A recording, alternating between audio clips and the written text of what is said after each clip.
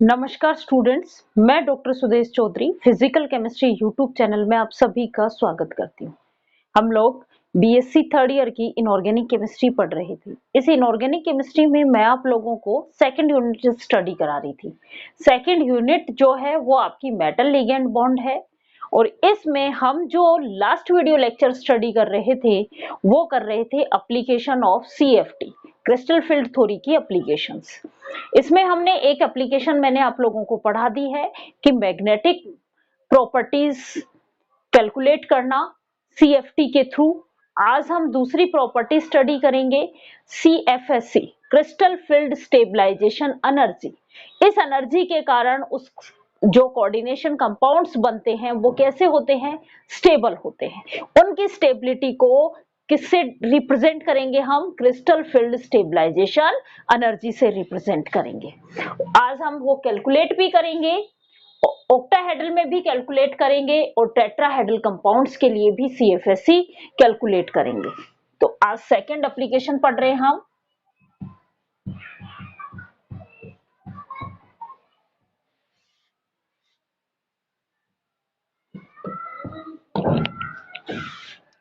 Application of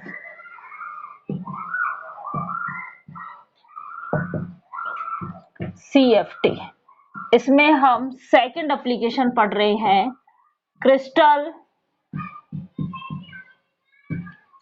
field stabilized, crystal field stabilization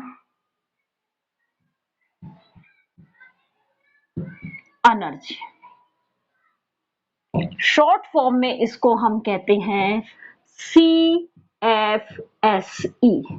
सीएफएसई calculate करेंगे आज हम। देखो, मेटल के डी ऑर्बिटल्स, मेटल के डी ऑर्बिटल्स क्या होते हैं?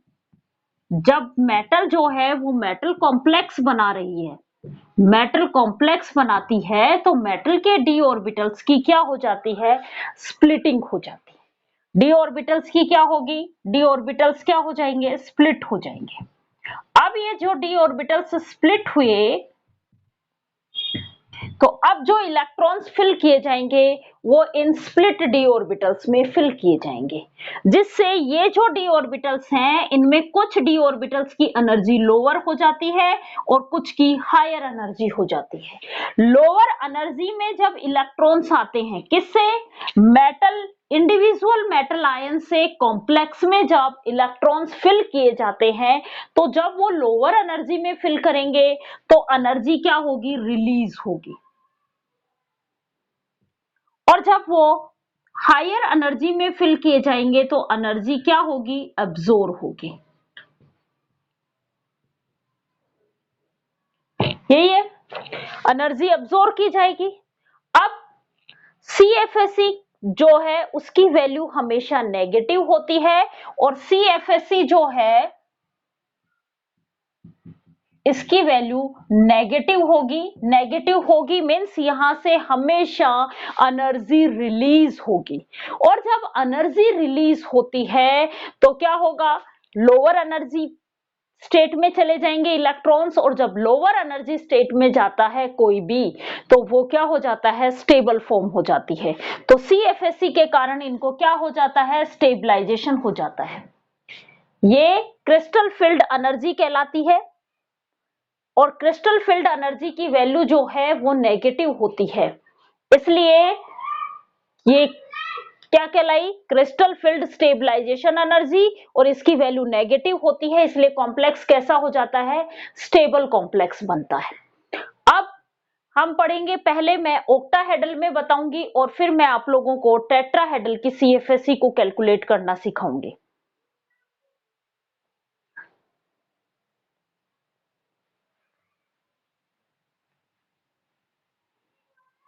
सबसे पहले हम ऑक्टाहेड्रल की सीएफएससी कैलकुलेट करेंगे।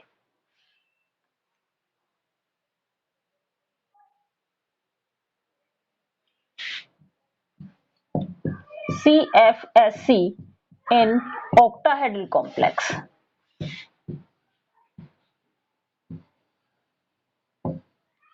देखो, मैंने आप लोगों को ऑक्टाहेड्रल कॉम्प्लेक्स में डी ऑर्बिटल्स की स्प्लिटिंग पढ़ाई थी।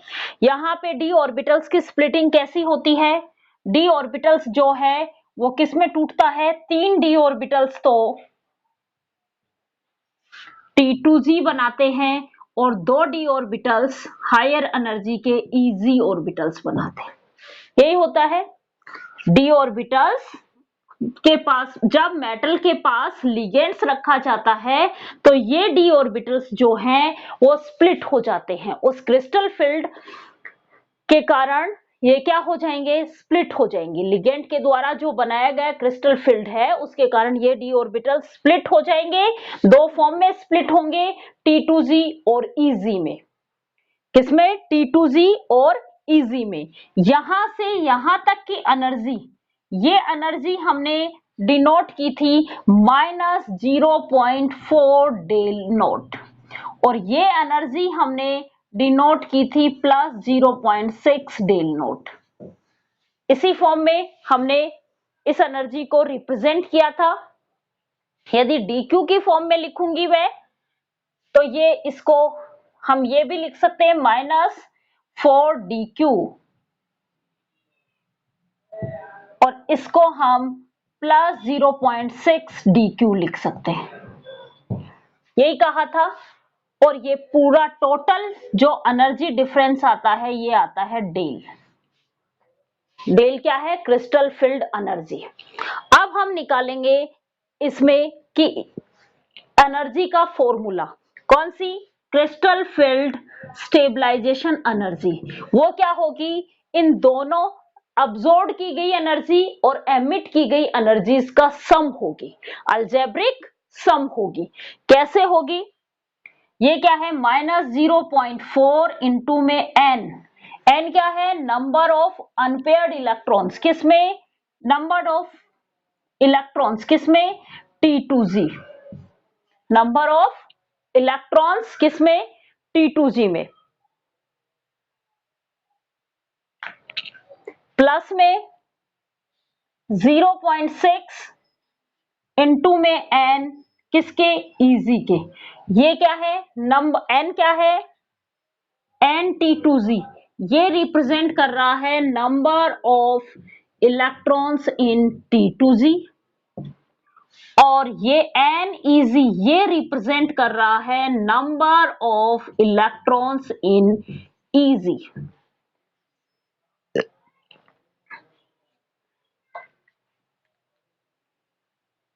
अब हम इसमें इलेक्ट्रॉन्स भरना स्टार्ट करते हैं। सबसे पहले हम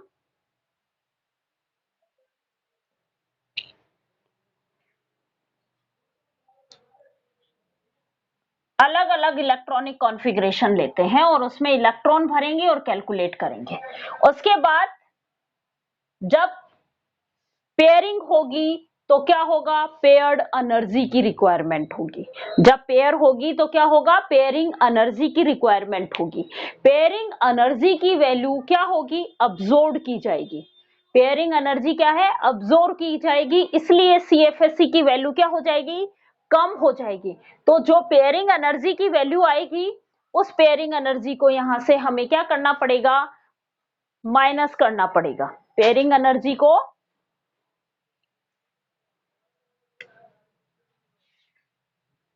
D1 इलेक्ट्रॉनिक कॉन्फ़िगरेशन। D1 एक ही तरीके से भरा जाएगा।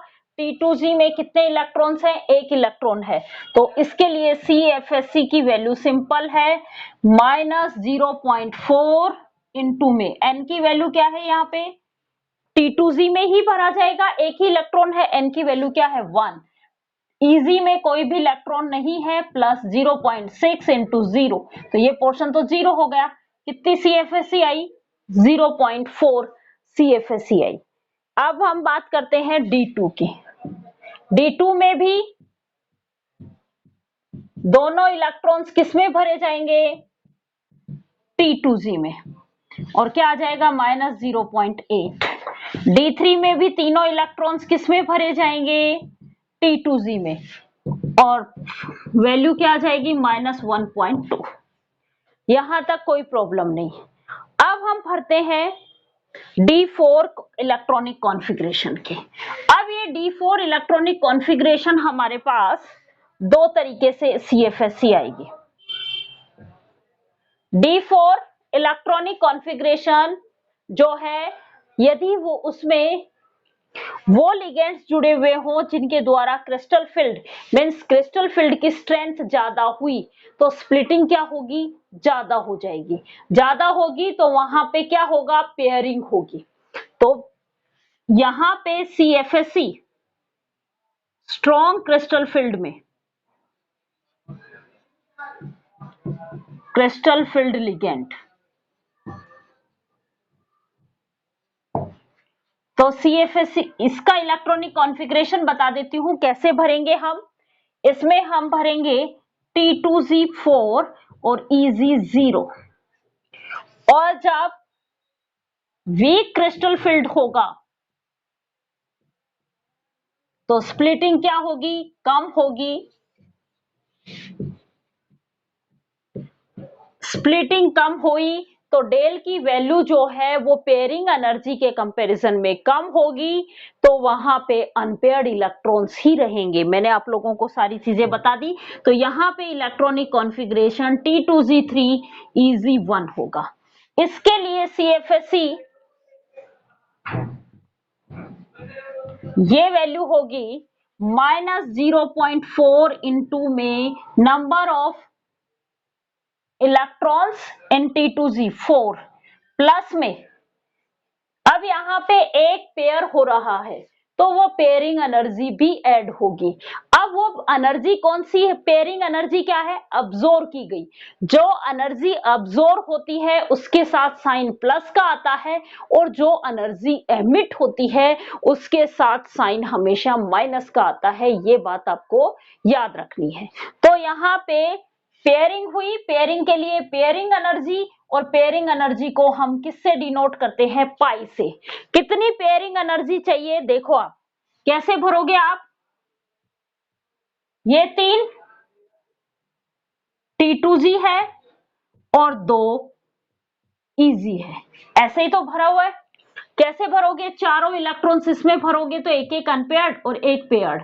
कितनी पेयरिंग एनर्जी चाहिए, एक पेयरिंग एनर्जी चाहिए, तो प्लस में पाई। अब इसकी बात करें, इसमें कैसे भरे जा रहे हैं, T2Z में 3, तीनों ही कैसे हैं, अनपेयर्ड इलेक्ट्रॉन्स। T2Z3 तीनों कैसे हैं, अनपेयर्ड इलेक्ट्रॉन्स, और EZ में एक इलेक्ट्रॉन्स, वो भी कैसा है, अनपेयर्ड इलेक्ट्रॉन्स। तो इनके लिए CFSE की वैल्यू क्या हो जाएगी, -0.4 इंटू में कितना, 3 प्लस 0.6 इंटू 1। इनको आपस में मल्टीप्लाई कर लेते हैं, माइनस का 1.2 प्लस 0.6, ये बचेगा 0.6 माइनस का, और यहां पे क्या आएगा, ये आएगा माइनस का 1.6 प्लस पाई, 1.6 प्लस पाई, ये वैल्यू आएगी इसकी।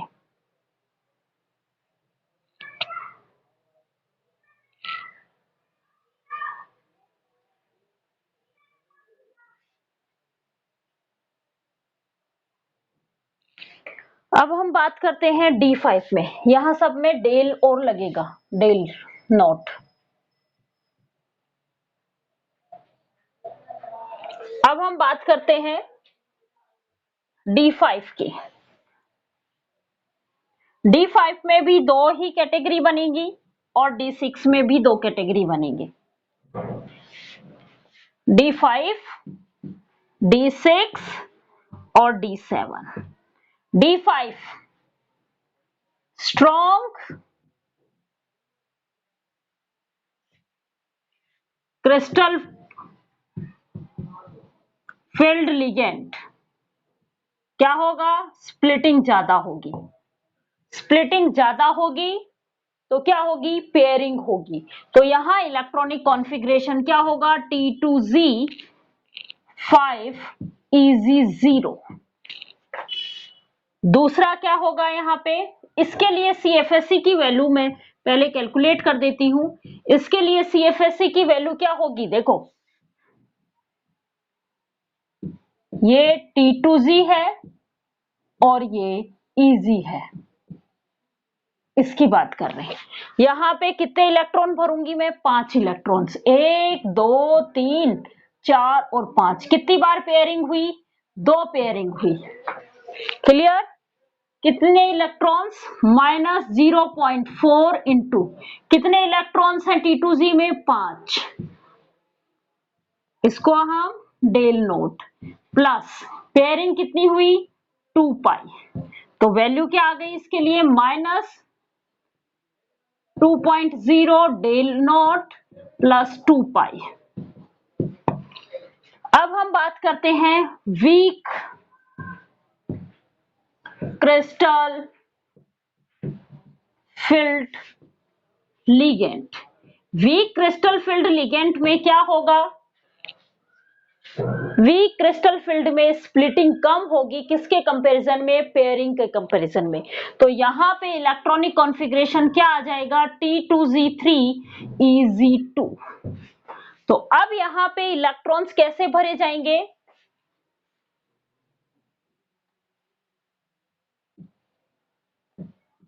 1 2 3 4 और 5 सबके सब अनपेयर्ड है। अब देखो CFSE कैलकुलेट कर रहे हैं हम, क्या होगा? -0.4 into T2Z, number of T2Z electrons कितने हैं? 3, plus 0.6 into number of EZ electrons कितने हैं? 2। और पेयरिंग कुछ हुआ नहीं तो पेयरिंग एनर्जी है नहीं, डेल नॉट। कितना हुआ ये? -1.2 प्लस 1.2 डेल नोट। क्या आ गया? माइनस का 1.2 प्लस का 1.2 क्या आया? 0। यहां CFSE की वैल्यू क्या है? 0 है। अब आता है D6। D6 में स्ट्रॉन्ग क्रिस्टल फील्ड के केस में तो क्या होगा? T2Z6 EZ0। और वीक में क्या होगा? T2Z3 T2Z4 EZ2 इस फॉर्म में होगा। अब देखो स्ट्रॉन्ग है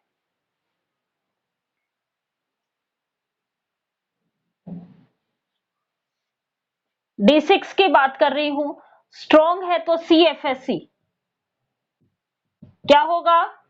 -0.4 into number of T2Z electron 6 plus 0.6 into number of EZ electrons कितने? 0। तो ये पोर्शन 0 हो गया, ये पूरा पोर्शन 0 हो गया। यहां पे डेल नॉट प्लस। अब कितनी पेयरिंग हुई? देखो इजी में तीनों इलेक्ट्रॉन्स भरे, फिर तीनों की पेयरिंग हो गई। तो कितनी पेयर्ड एनर्जी चाहिए? 3 पाई। जबकि वीक क्रिस्टल फील्ड में क्या होगा? CFSE इसकी मैं यहां कैलकुलेट कर रही हूं फर्स्ट और सेकंड नंबर से। CFSE क्या होगा? -0.4 इंटू में 4 प्लस 0.6 इंटू 2। कोई भी पेयर नहीं है, सबके एक पेयर है, एक पेयर है। यहां पे देखो भरो इनको इलेक्ट्रॉन्स को, ये 3 और ये 2। 1 2 3 पहले अनपेयर्ड होंगे और फिर पेयरिंग होगी। तो एक पेयरिंग एनर्जी है पाई डेल नॉट। कितना हुआ? -1.6 plus 0.1.2 del nought plus pi. कितना आंसर आ गया? माइनस का 0.4 डेल नॉट प्लस पाई। अब हम करते हैं D7 इलेक्ट्रॉनिक कॉन्फ़िगरेशन। D7 में वही दोनों चीजें करेंगे, स्ट्रॉन्ग और वीक। Strong field crystal field ligand के अंदर क्या होगा, स्प्लिटिंग ज्यादा होगी, इसलिए पेयरिंग होगी। तो पेयरिंग पहले तीनों में एक एक इलेक्ट्रॉन भरे जाएंगे, फिर दूसरे इलेक्ट्रॉन भरे जाएंगे, मींस 6 तो नीचे आ गए और एक ऊपर चला गया। ये इलेक्ट्रॉनिक कॉन्फ़िगरेशन होगा T2G6 EZ1। अब इसका CFSE क्या होगा, यहाँ पे कितनी पेयरिंग हो रही है, 3, तो पेयरिंग एनर्जी तो चाहिए हमें 3 पाई। ठीक है, अब देखो -0.4 इंटू में कितने इलेक्ट्रॉन्स हैं, 6, प्लस 0.6 इंटू कितने इलेक्ट्रॉन्स हैं, 1, डेल नॉट प्लस का 3 पाई। 3 पेयरिंग हो रही है, तीनों T2Z में पेयरिंग होगी, एक एक इलेक्ट्रॉन आएगा और एक इलेक्ट्रॉन ये है, 7 हो गए। अब देखो क्या होगा, माइनस के 2.4 प्लस 0.6 डेल नॉट प्लस 3 पाई, ये आ गया माइनस के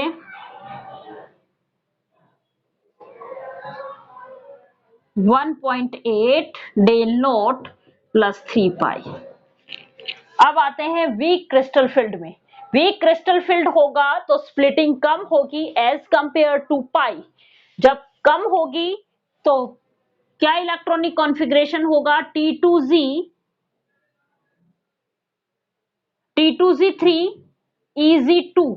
अब कितने हुए, 6, दो T2Z5 EZ2, ये इलेक्ट्रॉनिक कॉन्फ़िगरेशन होगा। इसके इलेक्ट्रॉनिक कॉन्फ़िगरेशन को भरो आप, ये तो T2Z है और ये EZ के,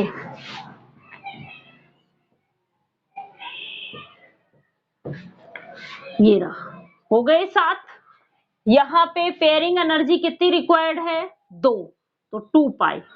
अब इसके लिए हम CFSE कैलकुलेट करें तो क्या होगा, -0.4 इंटू में नंबर ऑफ T2Z इलेक्ट्रॉन्स कितने हैं, 5, plus 0.6 into number of EZ electrons कितने हैं, 2, प्लस में 2 पाई, यहां डेल नॉट क्या हुआ, माइनस के 2.0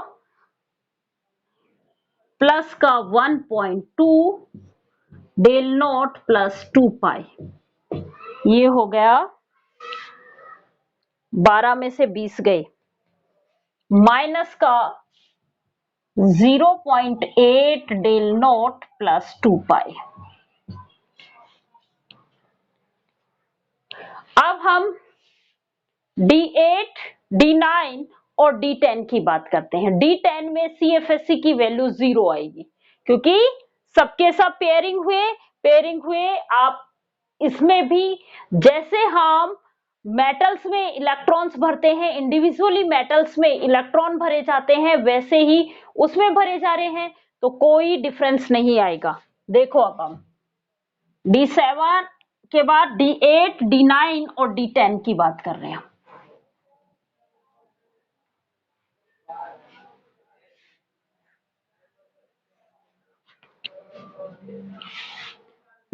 क्रिस्टल फील्ड का तो इफेक्ट पड़ेगा ही नहीं,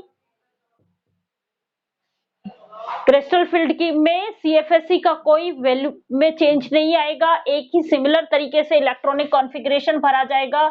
T2Z6 EZ2, इसमें क्या भरोगे, T2Z6 EZ3 और यहां क्या भरोगे, T2Z6 EZ4।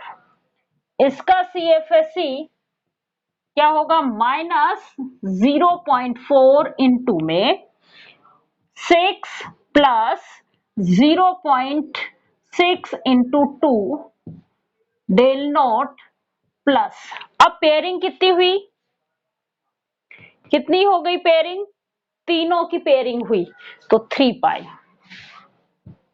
क्या आया CFSE, यहां आया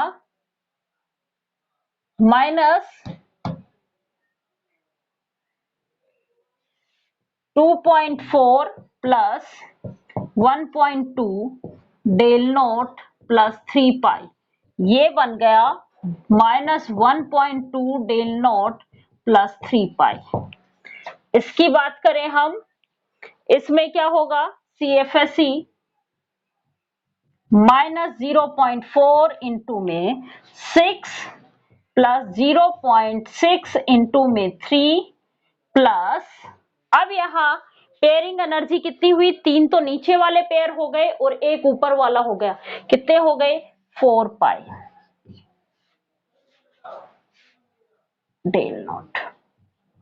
क्या होगा ये -2.4 प्लस 1.8 डेल नॉट प्लस 4 पाई, ये आएगा माइनस का 0.6 डेल नॉट प्लस 4 पाई। यहां देखो माइनस का 0.4 इंटू 6 प्लस 0.6 इंटू 4, 6 चौक 24, 6 चौक 24, जितना प्लस का था उतना ही माइनस वाला है, ये क्या होगा इनका 0 होगा, इनमें केवल और केवल क्या चाहिए 5 पाई इलेक्ट्रॉन एनर्जी चाहिए। ये था CFSE की कैलकुलेशन, किसकी,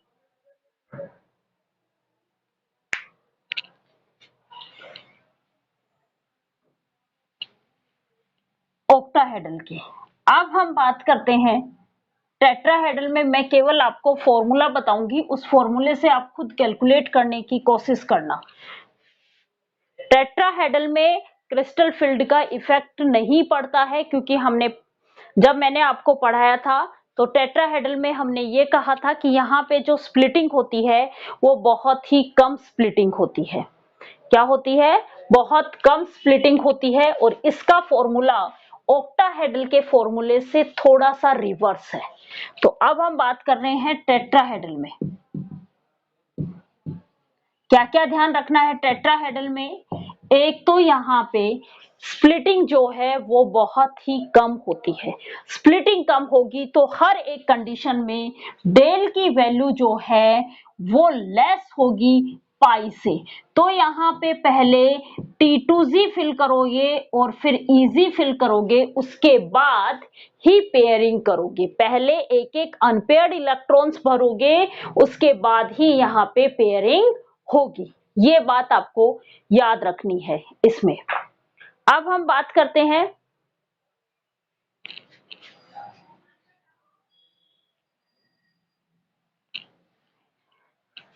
CFSE का फॉर्मूला। CFSE का जो फॉर्मूला होता है वो है -0.6 इंटू n, किसके, यहां लोअर एनर्जी के क्या थे E, इजी तो हम बोल देते हैं इजी, प्लस में 0.4 इंटू में हायर एनर्जी के क्या थे T2Z, ये तो होती है CFSE। और टोटल एनर्जी रिक्वायरमेंट जो कुल CFSE जो निकल के आती है पाई इलेक्ट्रॉन्स के साथ में, उसको हम प्लस में पाई जितने भी पेयरिंग होगी वो करेंगे। अब देखो पहले D1 में इलेक्ट्रॉन्स कहां भरोगे, इजी में 1 एक इलेक्ट्रॉन आ गया तो CFSE क्या होगी -0.6, n की वैल्यू क्या है 1। अब D2 में क्या होगा, n की वैल्यू 2, तो -0.6 इंटू 2 क्या हो गया माइनस का 1.2 डेल।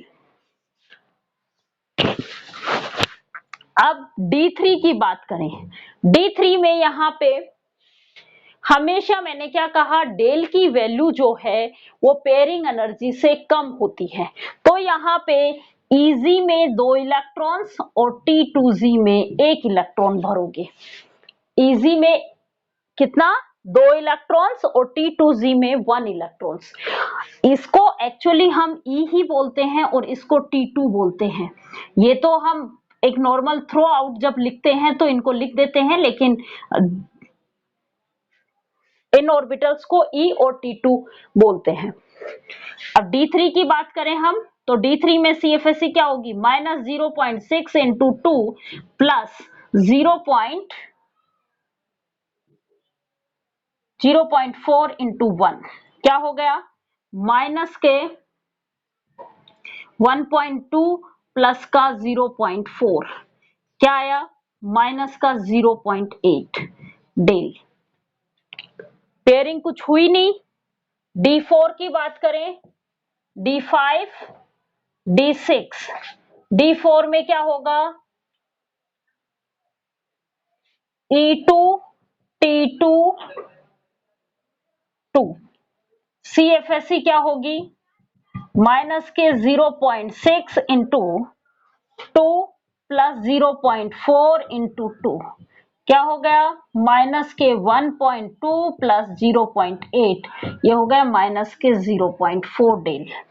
D5 की बात करें, E2, T2, 3, ये होगा माइनस के 0.6 इंटू 2 प्लस 0.4 इंटू 3, ये आपका 0 आ जाएगा।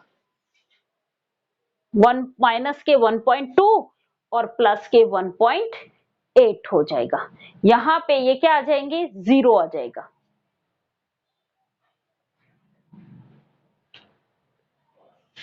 D6, E3, T2, 3, क्या होगा, माइनस के 0.6 इंटू में 3 प्लस 0.4 इंटू 3, ये क्या होगा, माइनस के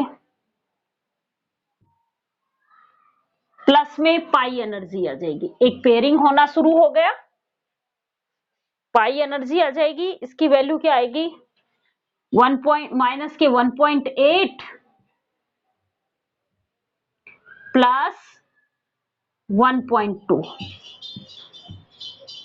प्लस पाई, ये आएगा माइनस का 0.6 डेल नॉट प्लस पाई। इस तरीके से आपको CFSE कैलकुलेट करा लेता है वो। बहुत बार मैंने आप लोगों को दोनों फॉर्मूले बता दिए, टेट्राहेड्रल का भी बता दिया और ऑक्टाहेड्रल का भी बता दिया। अब हम अगली क्लास में पढ़ेंगे structural expectations of splitting of d orbitals. ये हम स्टडी करेंगे कि d ऑर्बिटल्स के स्प्लिटिंग से इनकी स्ट्रक्चर्स पे क्या इफेक्ट पड़ता है, किस तरीके से हम इनकी स्ट्रक्चर्स को डिफाइन करते हैं, वो स्टडी करेंगे। Thank you students.